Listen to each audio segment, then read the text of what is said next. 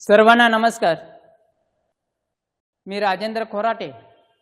ज्ञान संस्कार अकॅडमीमध्ये सर्वांचं हार्दिक स्वागत. काल आपण टीटी पेपर सेकंड 2013 ही प्रश्नपत्रिका अभ्यासली.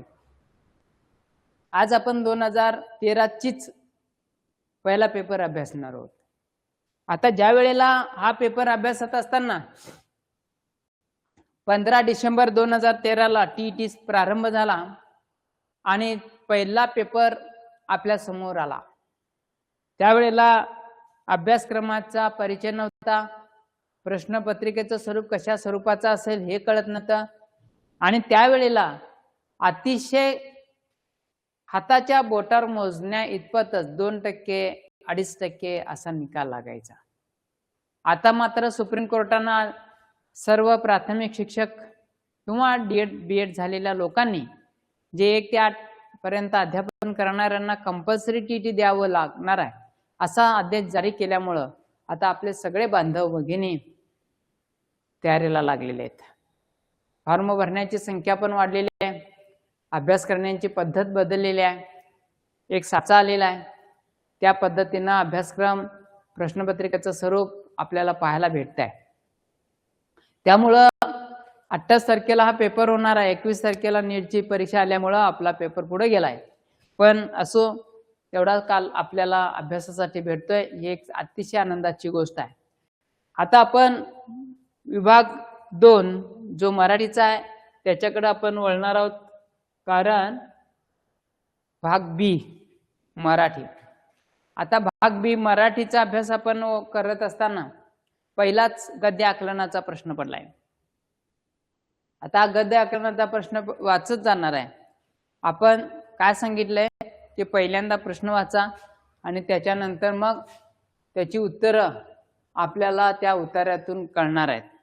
आता भाषेला लेखकाने कोणती उपमा दिली आहे? एक भाषेच्या संवर्धनासाठी आणि प्रसारासाठी झटणारा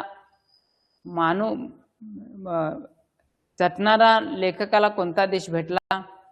जर्मन पंडितांचं अन्य कोणत्या भाषेवर प्रेम आहे? आपली भाषा इतरांनी शिकावी म्हणून जगभर प्रसार करणारा देश कोणता? आता हे 4 प्रश्न याच्यासाठी आलेले आहेत. आता आपण परिच्छेद वाचतोय आणि त्या पद्धतीनं या परिच्छेदावरचे प्रश्न तुम्हाला सोडवता येणार आहेत.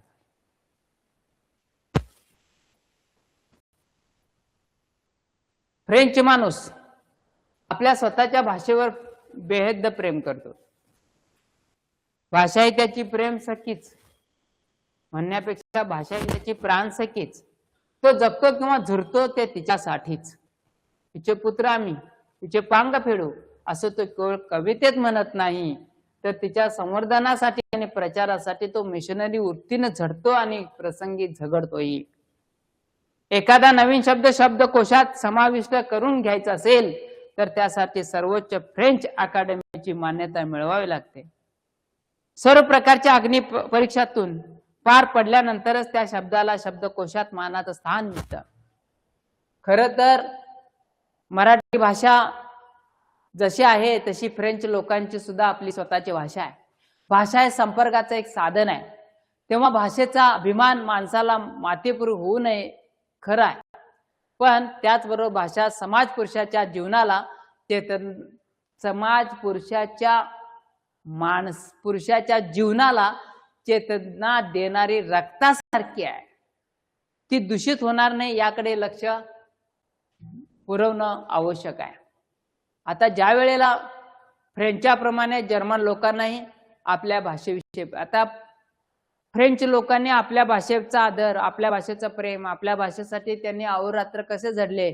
फ्रेंच अकादमीमध्ये एखादा नवा शब्दकोशातला शब्द घ्यायचा असेल तर त्याची संमती कशी घ्यावी लागते? अग्नी दिव्यातून घ्यावं लागतं, कारण भाषा समाज पुरुषाच्या जीवनाला चेतना देणाऱ्या रक्तासारखी आहे.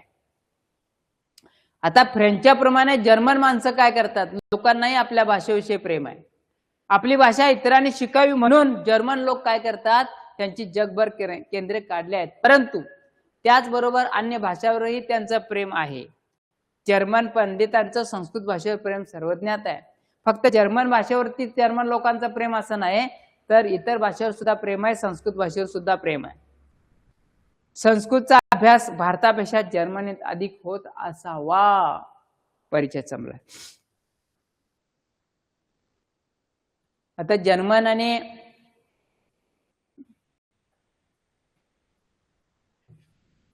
फ्रान्स या दोन देशांच्या भाषेबद्दलचा आदर अभिमान कसा आहे बघा. भाषेला लेखकाने कोणती उपमा दिलेली आहे. आता तुमच्या लक्षात आलं असेल, फ्रान्सनं ज्या वेळेला या भाषेचा लेखकांना अभ्यास करत असताना फ्रान्स लोक कसे आहेत, समाज पुरुषाला चेतना देणाऱ्या रक्ताची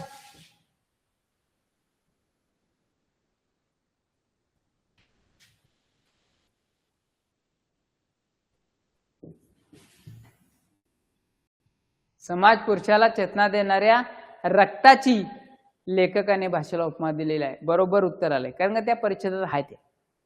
भाषेच्या संवर्धनासाठी आणि प्रसारासाठी झटणारा माणूस लेखकाले कोणत्या देशात पाहिला? भाषेसाठी आणि प्रसारासाठी फ्रान्स. सरळ चालय. जर्मन पंडितांचं प्रेम कशावर आहे? आपल्या भाषेवर आहेच, पण आणखीन कोणत्या एका भाषेवर आहे? जर्मनी, संस्कृत, फ्रेंच आणि इंग्रजी. उत्तर तुमच्या लगेच लक्षात येईल, संस्कृत.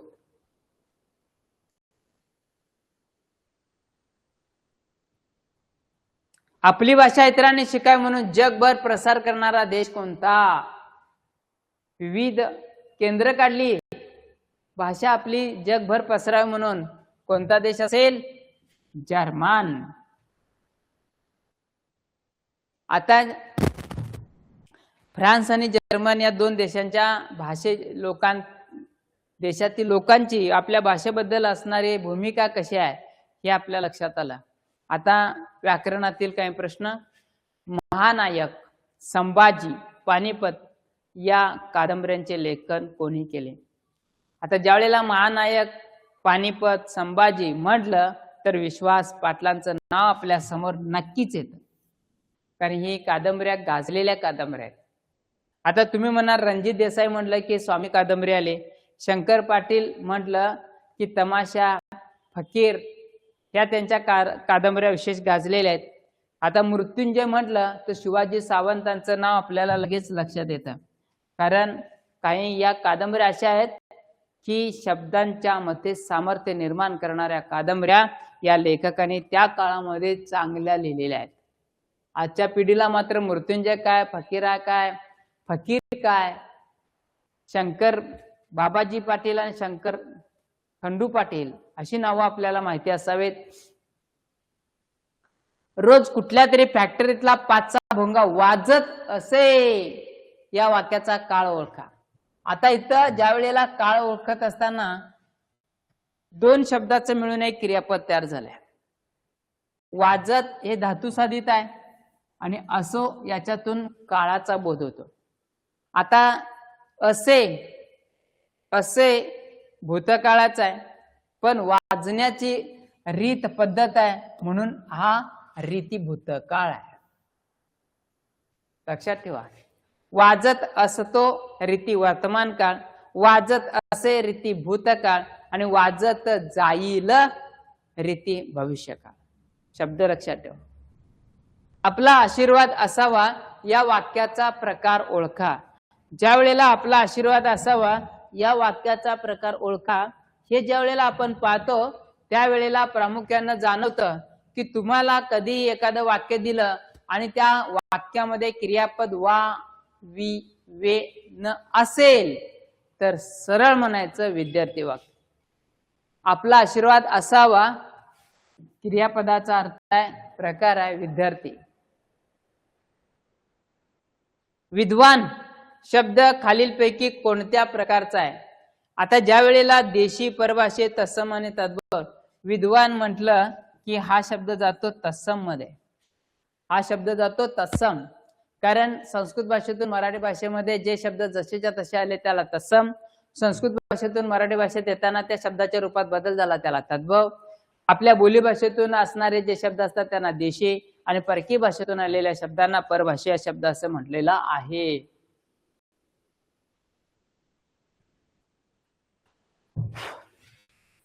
सलीच जाताना कात्रजवळ उजाडले या वाक्यातील प्रयोग ओळखा. आता ज्या वेळेला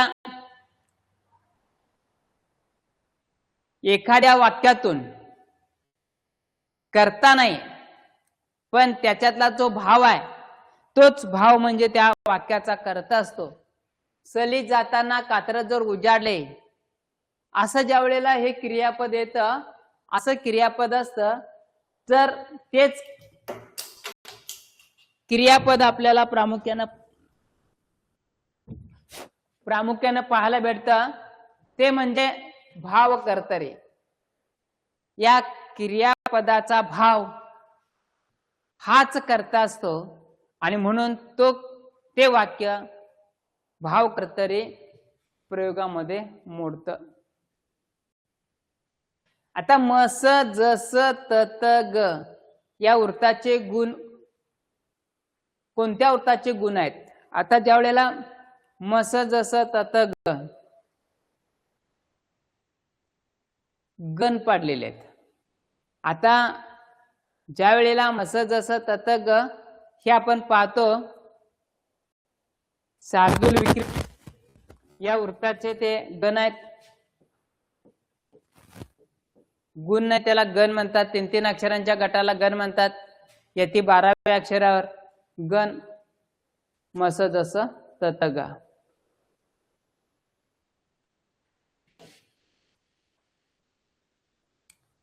संधी विग्रहाच्या नियमानुसार गटात न बसणारा शब्द ओळखा. हा प्रश्न 2दा पडलेला आहे. याच्या आपण उजळणी करताना कुठल्या तरी प्रश्नपत्रिकेमध्ये याचा उल्लेख आलेला आहे. आता इथं दु अधिक काळ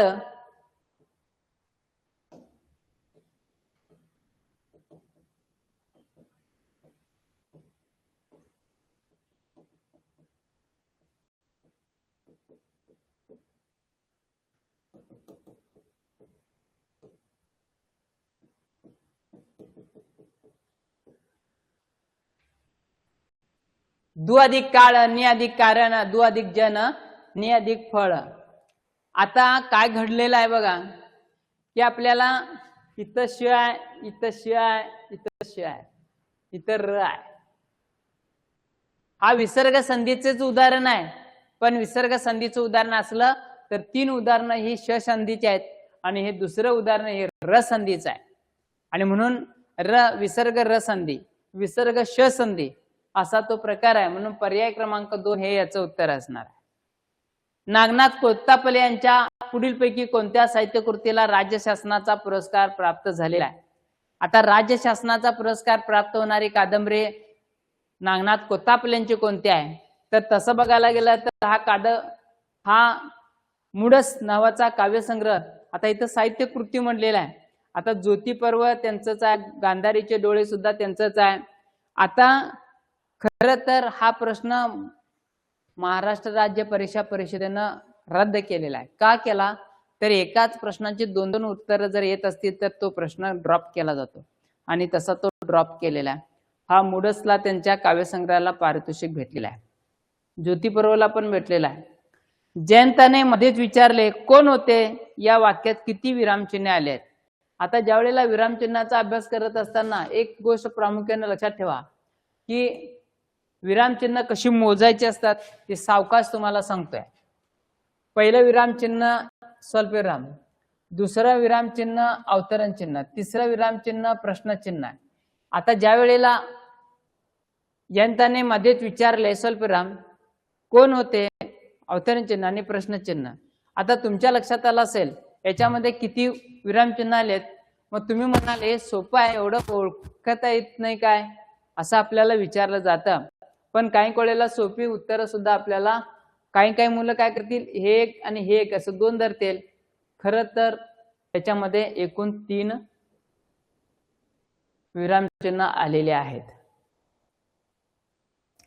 आता पुढील शब्दांचा समानार्थी नसलेला शब्द ओळखा. आता अश्व म्हणजे काय? घोडा. आता अश्वला घोडा म्हटलेला आहे. आता वारू म्हणजे घोडा, हय म्हणजे घोडा, तुरंग म्हणजे घोडा. मग शाखामृग म्हणजे काय हो? शाखामृग म्हणजे माकड. ज्याला मर्कट म्हणतो, माकड. आधीच मर्कट, त्यात मद्य प्याला, त्यात भूतबाधा झाली. मर्कट म्हणजे माकड, शाकामृग म्हणजे माकड. म्हणजे अश्व या शब्दाचा समानार्थी नसलेला शब्द कोणता? शाकामृग. आता काय आलंय? पद्य. पर्यायातून निवडा असं म्हणलेलं आहे. पद्य. कविता दिलेली आहे आणि कवितेवरची प्रश्नांची उत्तरं तुम्हाला विचारलेली आहेत. ही सुद्धा असंच.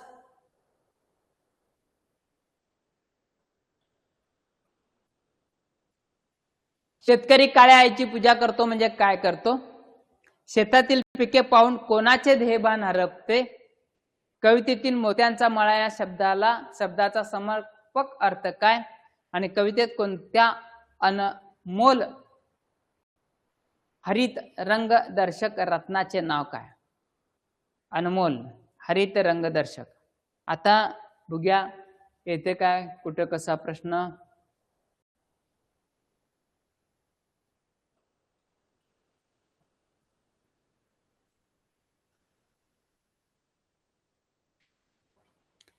जवळजवळ या प्रश्न वाचल्यानंतर लक्षात आलं असेल की शेतकऱ्यावर, पिकावर, शेतात कष्ट करणाऱ्यावर अशी कविता असावी. पीक खुशीत डोलत या भारी, पीक खुशीत डोलत या भारी, भरला आनंद समद्या शिवारी. बघून पाचूच रान, बघून पाचूच रान, आमचं हरपलं देहबान. आज रानाची शोभा न्यारी, आल्या सरसर भुईवर धारा. ताप मातीचा सरला सारा, समद शिवार फुलून आलं. बघून मन हे भुलून गेलं, गेल्या भुलून दिशा ही चारी. दाट पिकांची सजली शेत, पीक मजेत गिरकी घेत. गार वार हे झुळझुळ वाहत, पाना पानात गाणी गात.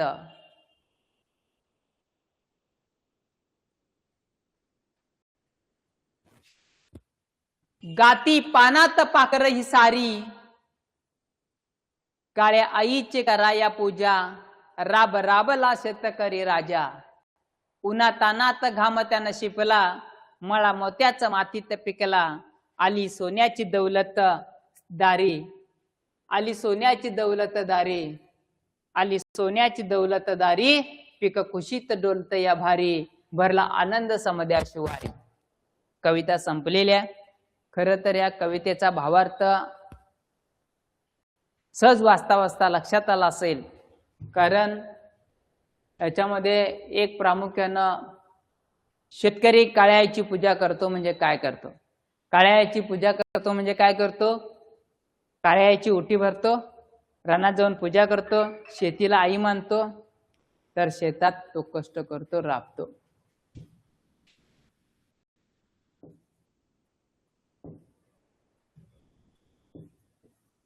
पर्याय क्रमांक 1 ह्याचं उत्तर असणार आहे. शेतातील पिके पाहून कोणाचे ध्येयभान हरपते? निसर्गाचे, पावसाचे, शेतकऱ्याचे, वाऱ्याचे? सांगा बरं. आता ज्या वेळेला शेतकरी शेतात कष्ट करतो, राबतो आणि शेतात चांगले पीक काढतो, त्यावेळेला आनंद कुणाला होतो? आपोआप शेतकऱ्याला. कवितेतील मोत्याचा मळा या शब्दाचा समर्पक अर्थ काय? आता मोत्याचा मळा, पाखरे, झरा, शेतातील पीक आणि संपत्ती. शेतातील पीक पाहिल्यानंतर त्याला मोत्याचा मळा असं म्हटलेलं आहे. म्हणजे पर्याय क्रमांक 3 हे याचं उत्तर आहे.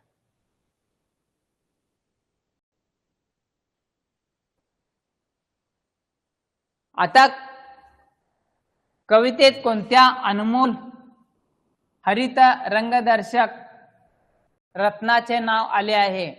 कवितेत कोणत्या अनमोल हरित रंगदर्शक रत्नाचे नाव आले आहे? 1 पाचू, 2 मोती, 3 सोने, 4 माणिक.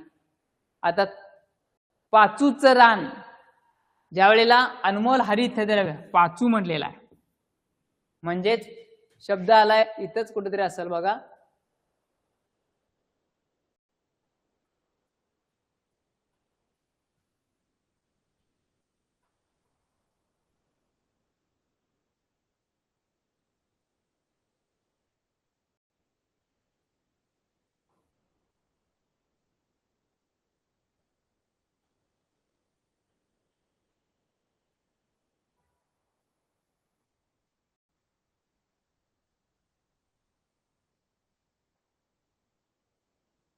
हे बघा इथं, भरला आनंद समजा शिवारे, बघून पाचूच रान, आमचं हरपल देय बाण.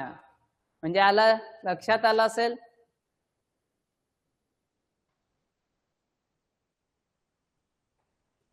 कवितेत कोणत्या अनमोल हरित रंग दर्शक रत्नाचे नाव काय? पाचू.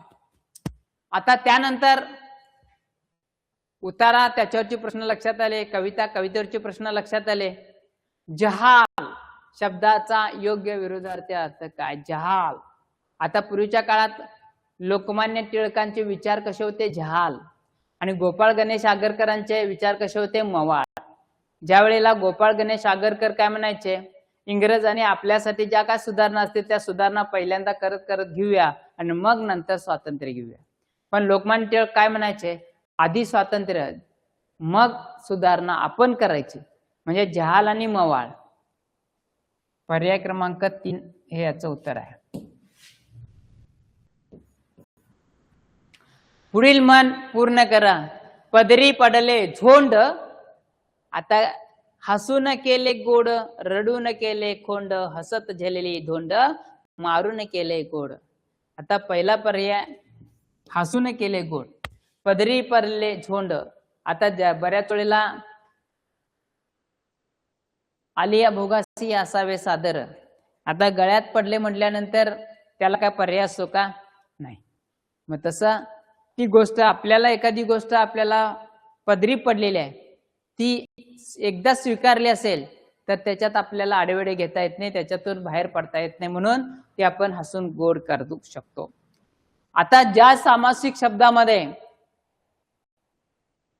ज्या सामासिक शब्दात दोन्ही पदे महत्वाचे नसून तिसरे पद महत्वाचे, त्या समासाला कोणता समास म्हणतात?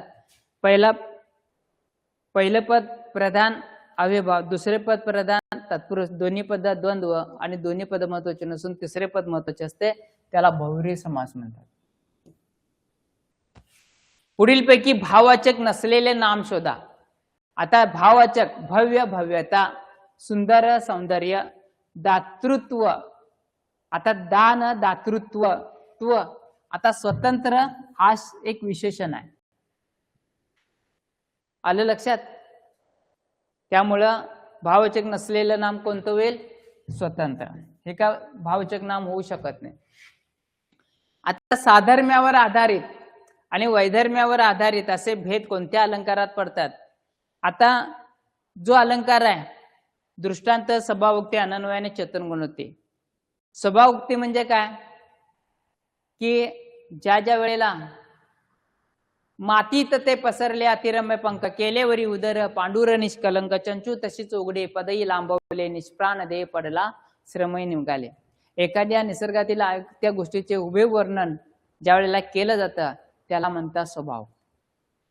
अनन्वय म्हणजे अन्य म्हणजे दुसरा, उपमेयाला दुसऱ्या कशाची उपमा म्हणजे ज्या वेळेला दिली जाते, दिली जात नाही. चेतन गुणोक्ती, निसर्गातील निर्जीव वस्तू सजीव असे कल्पना करून ते मनुष्याप्रमाणे वागतात किंवा कृती करतात. तापा बोले ना चापा हाले ना. आता दृष्टांत आहे कसं आहे, एखादी गोष्ट पटवून देण्यासाठी त्या स्वरूपाचा दाखला किंवा उदाहरण दिलं जातं तेव्हा त्याला दृष्टांत अलंकार म्हणतात.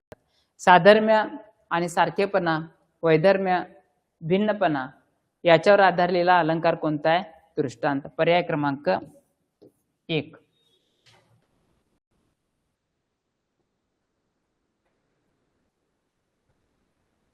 पुरुषवाचक शब्द कोणता? आता जरासं इकडे बघा.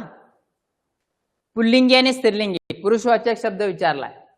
आता ज्या वेळेला हे सगळे शब्द परभाषी आहे, हे सगळे शब्द कसे आहेत? परभाषी.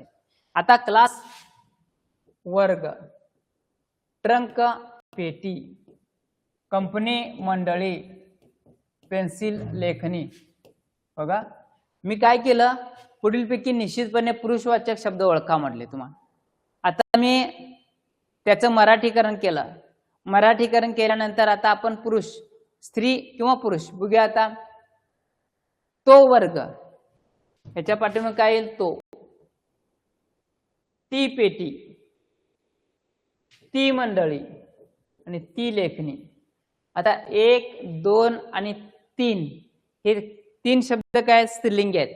हा शब्द मात्र पुल्लिंगी आहे. म्हणजे पर्याय क्रमांक 1 हा प्रश्न जरा लक्षात घ्या, कारण आपल्याला कुणाला लक्षात येणार नाही. आपण काय करतो, तो क्लास, तो ट्रंक, ती कंपनी, ती पेन्सिल. मग आता तो क्लास तो ट्रंक असं म्हणतो ना, का ती ट्रंक म्हणतो. इंग्रजीचं जर उपपद लावण्याचा प्रयत्न केला तर दोन पर्याय आले तुमच्या समोर. त्याचं मराठीकरण करून घ्यायचं आणि मग त्याचं पुल्लिंगी काय स्त्रीलिंगी करायचं आणि मग उत्तर शोधायचं. ठीक आहे. हा प्रश्न जाणीवपूर्वक लक्षात ठेवा. सोपा आहे, पण आपल्याला टेक्निक माहिती नाही. पुढीलपैकी निश्चितपणे एकवचनी शब्द ओळखा. आता एकवचनी विचारलंय. इथं घर घरे, लिंब लिंबे, पिलू पिले, फोटोच होतोय ना. फोटोच म्हणजेच एकवचनी कोणता आहे, फोटो. अनेकवचनी पण फोटो. पर्याय क्रमांक 3. आता पुढील वाक्यातील नाम कोणत्या विभक्तीत आहे.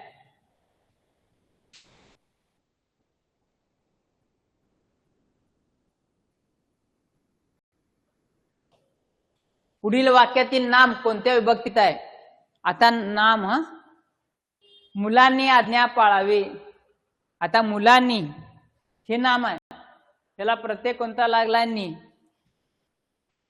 ने, ए, सी, नी, ही, ई, सी. कोणत्या विभक्तीत, तृतीया आहे का बघा. आता ते मुलांनी एकवचनी शब्द नाही, अनेकवचनी आहे, म्हणून पर्याय क्रमांक 4 हे याचं उत्तर आहे.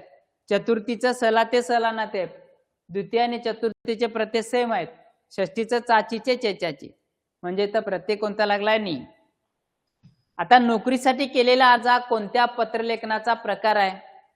आता नोकरीसाठी तक्रार अर्ज, मागणी अर्ज, कौटुंबिक पत्र, व्यावसायिक पत्र. नोकरीसाठी म्हटलं की हे औपचारिक प्रश्न आहे, औपचारिक पत्र आहे. कारण अनौपचारिक, औपचारिक. अनौपचारिक पत्रामध्ये कौटुंबिक पत्रांचा समावेश होतो आणि औपचारिक मध्ये साचा ठरलेला आहे, त्याच्यात बदल करता येत नाही. म्हणजे हे पत्र कोणतं आहे, व्यावसायिक पत्र म्हणून त्याचा उल्लेख होतो. आता पुढीलपैकी कठोर व्यंजन कोणते. हा प्रश्न मागच्या वेळेला पण विचारलेला होता. आता ज्या वेळेला कठोर प्रश्न आपण म्हणतो, कठोर प्रश्नांचा उल्लेख करताना आपल्याला लगेच लक्षात येईल की क, च, ट, त, प. स्पर्श व्यंजन आहेत 25. क, ख, च, छ, ट, ठ, त, थ, प, फ. हे सगळी व्यंजन काय आहेत,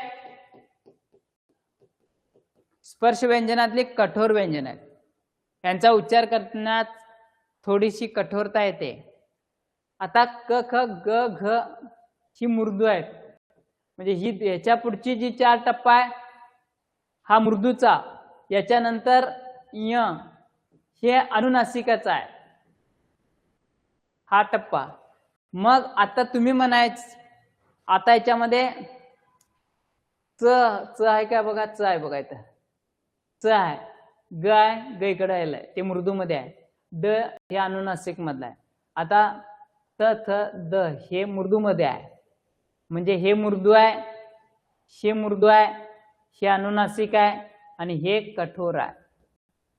लक्षात आलं. आता कठोर व्यंजन किती आहेत, 13 आहेत. मग याच्या ही 10, ही 5, ही 5, 10 आणि श, श, स असे एकूण 13 ही कठोर व्यंजन आहेत. एवढं लक्षात ठेवा. आता शेवटचा प्रश्न आहे. पुढील वाक्यात किती नामामध्ये सामान्य रूपामुळे बदल झालाय. शिक्षकाने मुलांना शाबासकी दिली. आता सामान्य रूप म्हणजे कसं, नामाला आणि सर्वनामाला जर का प्रत्यय लागला, प्रत्यय लागल्यानंतर शेवटच्या अक्षरात बदल होतो आणि तो बदल झाला, त्या बदलाला सामान्य रूप म्हणायचं. आता याच्यामध्ये शिक्षक हे नाम आहे, मुलं हे नाम आहे. आता ज्या वेळेला हा नि प्रत्यय लागलाय, ना प्रत्यय लागलाय, ज्या वेळेला नि प्रत्यय लागला, ना प्रत्यय लागल्यानंतर तिथं शिक्षक ऐवजी शिक्षक का असं झालं, मुला असं झालं. आता हा जो बदल आहे, या बदलाला म्हणतात सामान्य रूप. प्रत्यय कोणता, नि, इथं ना, हे 2 प्रत्यय लागलेले आहेत. आता ह्या दोन शब्दामध्ये कोणत्या नामामध्ये बदल झाला सामान्य रूपामुळे? तर दोन शब्दामध्ये बदल झाला. आता तुम्ही म्हणाल हे की आहे, हे की काय? तर शब्दयोगी अव्यय, हे सामान्य रूप नाही. आलं लक्षात? एकंदरीत अशा पद्धतीनं सामान्य रूप ओळखायचं आहे. एकंदरीत 31 पासून 60 पर्यंत पेपर 13 पेपर फर्स्टचा 2013चा पेपर आपण सोडवलेला आहे, जेणेकरून आपल्याला प्रत्येक प्रश्नांची ओळख व्यवस्थित करून घेत चाललोय, जेणेकरून तुम्हाला हा प्रश्न वाचला नसला आणि तुम्ही लेक्चर अटेंड केल्यानंतर येऊ शकावा याच्यासाठी ही धडपड चालू आहे. आज आपण इथंच थांबतोय. सर्वांच्यासाठी धन्यवाद.